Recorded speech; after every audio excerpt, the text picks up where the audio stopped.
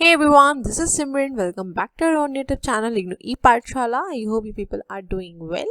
So आज हम discuss करेंगे MCR 024 की unit 2 that is concepts and theories of business ethics. इससे पहले ऑलरेडी हम कवर कर चुके हैं यूनिट 1. तो अगर आप में से किसी ने उस वीडियो को नहीं देखा है उस वीडियो को ज़रूर देख लीजिएगा. लिंक आपको यहाँ पे आई बटन में शेयर कर दूंगी. और अगर आप मेरे चैनल पर न्यू है तो मेरे चैनल को सब्सक्राइब करना मत भूलिएगा. बेल आइकन को भी ज़रूर प्रेस कर दिएगा ताकि मैं जब भी वीडियोस का अपलोड करूँ उसका नोटिफिकेशन आपके पास जरूर जाए. यहाँ पर अगर बात करी जाए आपकी बिजनेस एथिक्स की थ्योरीज की, तो ये थ्योरीज आपकी काफ़ी ज़्यादा इंपॉर्टेंट हैं. एग्जाम में आपको यहाँ से क्वेश्चन मुझे लगता है देखने को ज़रूर मिल जाएगा. ठीक है, तो इन थ्योरीज को हम लोग अच्छे से समझेंगे और मैं ट्राई करूँगी कि बेस्ट तरीके से आपको इन थ्योरीज को समझा पाऊँ ताकि आपको एग्जामिनेशन तक की याद रहे और आपको यहाँ पे मकअप करने की ज़रूरत ना पड़े. क्योंकि आप चीज़ें अगर समझ लेंगे तो वो ज़्यादा आसान रहेगा, लिखने में आपको ही इजी होगा. बट हाँ, जो थ्योरी की मेन एसेंस है उसको बरकरार रखते हुए ही आपको अपने आंसर्स को लिखना है. क्योंकि जो थ्योरीज होते हैं, जो कॉन्सेप्ट्स होते हैं, उनमें हमको जनरली वही चीज़ लिखनी होती है. ठीक है, आप अपनी तरफ से कुछ एग्जाम्पल्स कोट कर सकते हैं बट जो आपकी थ्योरीज होती हैं वो एज इट इज़ ही ऑब्वियसली लिखी जाएंगी. ठीक है, तो बिना टाइम वेस्ट करते हुए चलते हैं अपने नेक्स्ट स्लाइड की तरफ और देखते हैं यहाँ पर क्या क्या थ्योरीज हम लोग को पढ़नी है. तो एथिकल थ्योरीज की अगर बात करी जाए तो ये यहाँ पे आपको दिखेगा 3 पार्ट में डिवाइडेड है: traditional, contemporary and post modern. ठीक है, आज हम अपने सेशन में डिस्कस करने वाले हैं ट्रेडिशनल थ्योरीज, जिसके अंदर आपकी आ जाती है कॉन्सिक्वेंशियल, या फिर हम इसको टेलियोलॉजिकल भी कहते हैं, और दूसरी होती है आपकी नॉन कॉन्सिक्वेंशियल, या जिसको हम डियोंटोलॉजिकल बोलते हैं. ठीक है, ये दोनों जो थ्योरीज हैं ये आपकी काफ़ी ज़्यादा इम्पॉर्टेंट यहाँ पे होने वाली हैं. ठीक है, तो सबसे पहले आज हम डिस्कस करेंगे टेलियोलॉजिकल, जिसको हम कॉन्सिक्वेंशियल थ्योरी भी कहते हैं. इसके अंदर आपकी आ जाती है egoism, utilitarianism and justice as fairness. ठीक है, तो इन सभी चीज़ को समझेंगे. सबसे पहले आज जान लेते हैं टेलियोलॉजिकल थ्योरी के बारे में.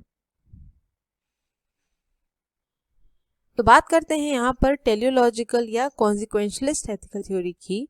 तो ये जो वर्ड है आपका टेलियोलॉजी, इसको ग्रीक से लिया गया है. ग्रीक वर्ड है आपका जो है टेलोस, इसका मतलब होता है एंड, एंड लोगोस का मतलब होता है साइंस.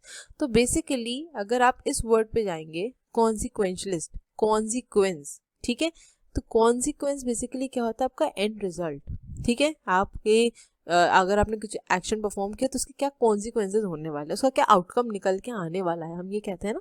तो ये जो हमारी थ्योरी है ये कॉन्सिक्वेंसेज पे या फिर जो एक्शन परफॉर्मेंस के जो आउटकम है उस पर बेस्ड होती है. इसीलिए इसको कॉन्सिक्वेंशलिस्ट एथिकल थ्योरी भी कहा जाता है. तो अगर एग्जाम में टेलियोलॉजिकल थ्योरी की जगह कॉन्सिक्वेंशलिस्ट थ्योरी आएगी तो आप समझ जाएगा कि आपसे टेलियोलॉजिकल थ्योरी के बारे में यहाँ पर पूछा जा रहा है. ठीक है, The teleological approach is also called consequentialism. ठीक है, it determines the moral worth of any action by the consequences or the outcome of that action. ठीक है, तो आपने अगर कुछ एक्शन परफॉर्म किया है उसके क्या कॉन्सिक्वेंसेस होने वाले हैं या उससे क्या आउटकम निकल के आने वाला है, ये थ्योरी इसके बारे में बात करती है. तो यहाँ पे क्या कहा जाता है कि an action is good if its consequences are good and an action is wrong if its consequences are bad. तो सिंपल सा कहना यह है कि अगर आपका जो आउटकम है, जो एंड रिजल्ट है, अगर वो अच्छा आ रहा है इसका मतलब आपने जो एक्शन लिया था वो अच्छा था.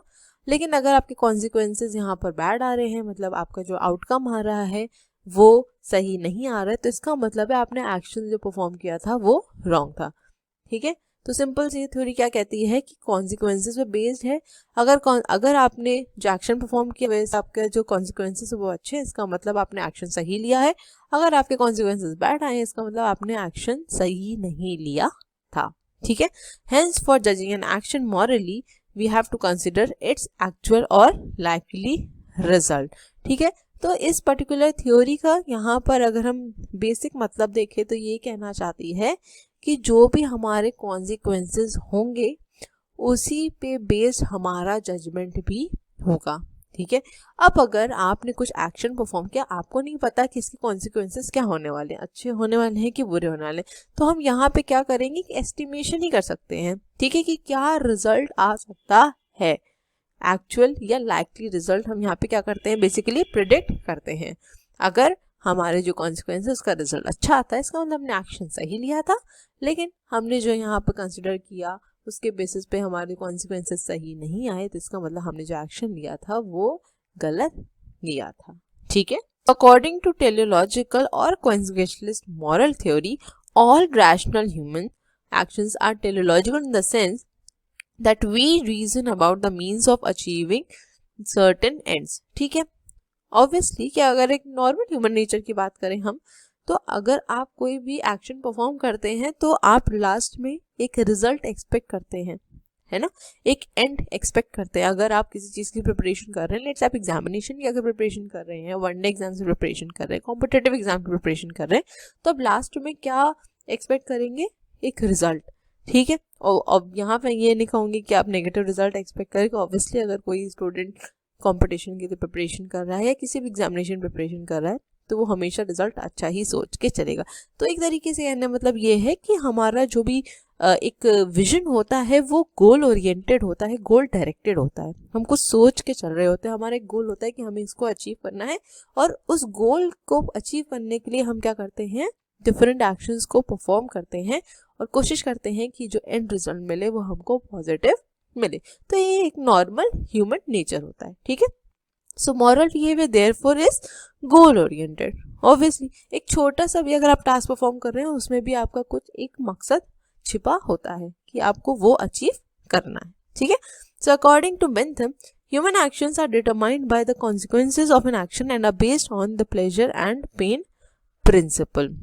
The same principle in economics and management has been interpreted as cost benefit analysis।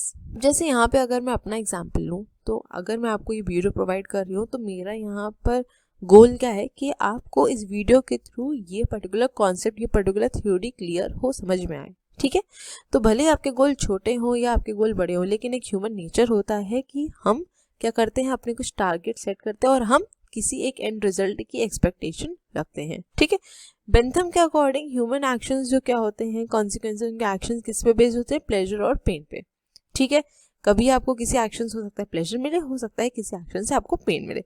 Simple से कहना मतलब ये है कि आपके कॉन्सिक्वेंसेस अगर गुड हैं तो आपको प्लेजर मिलेगा, अगर बैड आए हैं तो ऑब्वियसली आपको यहाँ पेन झेलना पड़ेगा। ठीक, और इकोनॉमिक्स और मैनेजमेंट के कॉन्टेक्स्ट में अगर बात करी जाए तो ये आपका जो कॉन्सेप्ट है वो कॉस्ट बेनिफिट कॉन्सेप्ट के बेसिस पर कहा जाता है।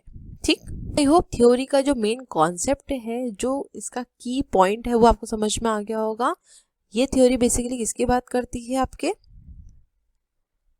कॉन्सिक्वेंसेस की बात करती है, और क्या बोलती है कि अगर आपके जो कॉन्सिक्वेंसेस हैं वो गुड हैं, इसका मतलब आपने एक्शन सही परफॉर्म किया है, और अगर आपके कॉन्सिक्वेंसेस बैड आते हैं इसका मतलब आपने एक्शन सही परफॉर्म नहीं किया है। ठीक है, बेसिकली ये थ्योरी ये कहती है। अब एक एग्जाम्पल के थ्रू इसको समझ लेते हैं, और देखिए जितनी भी थ्योरीज और कॉन्सेप्ट्स हैं आपको वहाँ पे एग्जाम्पल ज़रूर कोट करना है, भले आपको क्वेश्चन में एक्सप्लिसिटली ये बोला जाए या ना बोला जाए। तो देखिए यहाँ पे एग्जाम्पल बेसिकली क्या दिया हुआ है कि स्टीलिंग, चोरी, इसके बारे में यहाँ पे बात करी गई है। ठीक है, तो टेलियोलॉजिकल थ्योरी के according stealing could not be judged inherently right और wrong independent of the context and the foreseeable consequences. ठीक है, suppose one is contemplating stealing a loaf of bread from the neighbourhood grocery store. अब teleological perspective से motives really have nothing to do with the rightness और wrongness of that. अब अगर एक normal सी बात समझी जाए तो स्टीलिंग, जिसको हम चोरी कहते हैं, और कहा जाता है कि चोरी करना गलत बात होती है, तो एथिकली ये तो गलत हो गया, राइट। बट हम अगर बात कर रहे हैं यहाँ पे टेलियोलॉजिकल पॉइंट से, टेलियोलॉजिकल एथिकल थ्योरी के कॉन्टेक्स्ट से, तो यहाँ पे कुछ भी राइट या रॉन्ग एक्ट के अकॉर्डिंग यहाँ पे नहीं बोला जाएगा। यहाँ पे बेसिकली ये जो एक्ट परफॉर्म किया जा रहा है इसका जो मेन एसेंस है वो हम कहाँ देखेंगे कि इस पर्टिकुलर एक्ट को करने के बाद पेन एंड प्लेजर का एसोसिएशन क्या है और वो किस तरीके से है, शॉर्ट टर्म है या लॉन्ग टर्म कॉन्सिक्वेंसेज हैं। ठीक है, मानिए कि किसी पर्सन ने चोरी करी, ठीक है, अब चोरी कर रहा है, मजबूरी है क्या, उसका शौक है, ये नहीं पता, तो यहाँ पर हम क्या देखेंगे कि उसके पेन और प्लेजर का एसोसिएशन क्या है। ठीक, यहाँ पे क्या बोला गया है कि अगर जो थीफ के बच्चे हैं अगर वो स्टार्व कर रहे हैं, ठीक है, भूखे हैं, and if stealing a loaf of bread would immediately prevent them from starving, then the act might could be moral. ठीक है, क्योंकि यहाँ पे किसकी बात करी गई, short term and long term consequences दोनों की बात की गई। अब जो पर्सन है वो चोरी किस लिए कर रहा है, ताकि वो अपने बच्चों का पेट भर सके। तो उस अकॉर्डिंग देखा जाए कि अगर उसने ग्रोसरी स्टोर से लोफ ऑफ ब्रेड को चोरी किया इसलिए ताकि वो अपने बच्चों का पेट भर सके, तो हम इस एक्ट को यहाँ पर गलत नहीं ठहरा सकते हैं। ये एक्ट फिर क्या हो जाएगा, मॉरली करेक्ट हो जाएगा। बट अगर हम एक नॉर्मल सेंस में बात करें तो स्टीलिंग तो गलत है, अनएथिकल है। बट इस थ्योरी के अकॉर्डिंग क्या बोलता है, थ्योरी की पेन और प्लेजर का एसोसिएशन कितना है, और ये जो हमारे कॉन्सिक्वेंसेज हैं ये कैसे हैं, शॉर्ट टर्म है या लॉन्ग टर्म है, उसके बेसिस पे हम ये डिसाइड करते हैं कि जो एक्ट था या जो एक्शन लिया गया वो मॉरली करेक्ट था या मॉरली करेक्ट नहीं था। ठीक है, आई होप इस एग्जाम्पल से आपको ये थ्योरी काफी ज्यादा क्लियर हो गई होगी। नेक्स्ट यहाँ पे बात कर लेते हैं एथिकल ईगोइज्म की। अब यहाँ पे अगर हम वर्ड से थोड़ा रिलेट करके देखने की कोशिश करते हैं, ईगोइज्म किसकी बात करता है, जहां पर किसकी बात हो जाती है, इंडिविजुअल की बात होती है ना। ईगो किसमें होगा, एक इंडिविजुअल में होगा। ठीक है, और कहीं ना कहीं एक इंडिविजुअल की ही यहाँ पे कॉन्टेक्स्ट में बात होने वाली है। अब ये पर्टिकुलर थ्योरी अभी क्या कहती है कि कोई भी एक्शन अगर हम परफॉर्म कर रहे हैं, ठीक है, तो हम इंडिविजुअल बेनिफिट को देखेंगे, हम अपना बेनिफिट देखेंगे कि हमें इस पर्टिकुलर एक्शन से क्या बेनिफिट हो रहा है। क्योंकि सबसे पहली जो मॉरल रिस्पॉन्सिबिलिटी बनती है हमारी, वो किसके लिए बनती है, खुद के लिए बनती है। ठीक है, लेकिन अगर हम सोसाइटी में रहते हैं तो हम क्या सोचते हैं, सोसाइटी का अपलिफ्टमेंट सोचते हैं। हम ये सोचते हैं कि हमारे एक्शन से सोसाइटी को फायदा हो। ठीक है, लेकिन ये थ्योरी क्या कहती है कि ऐसे एक्शंस हाँ जो जिनसे हमें बेनिफिट हो रहा है, इंडिविजुअल लेवल पर हमें अगर बेनिफिट हो रहा है, वो थ्योरी आपकी क्या कहलाती है, एथिकल ईगोइज्म कहलाती है। क्योंकि मॉरल रिस्पॉन्सिबिलिटी सबसे पहले हमारी किसके लिए बनती है, खुद के लिए बनती है। ठीक है, क्योंकि जो सेल्फ इंटरेस्ट होता है वो यहाँ पे काफी इंपॉर्टेंट होता है।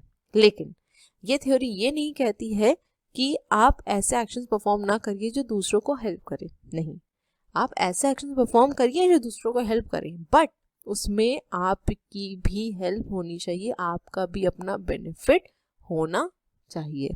ठीक है, so ethical egoism argues that any action should be done solely to achieve individual benefits. This is because one's top moral responsibility is to oneself. ठीक है, so ethical egoism is a philosophical belief stating that it is morally appropriate for individual to act in this self interest. और बिल्कुल सही बात है कि आप as an individual अगर देखते हैं तो हर इंसान अपने इंटरेस्ट के लिए काम कर रहा है। ठीक है, अगर आप किसी एग्जामिनेशन में बैठ रहे हैं, ठीक है, तो आप ऑब्वियसली अपने इंटरेस्ट के लिए बैठ रहे हैं, आपको अपने एग्जाम क्लियर करना है, आपको एक अच्छी पोस्ट पे बैठना है, तो आप अपने लिए कर रहे हैं। आप दूसरों से फाइट किस लिए कर रहे हैं, सेल्फ इंटरेस्ट के लिए कर रहे हैं। Right? So ethical egoism does not say that one should avoid actions that help others.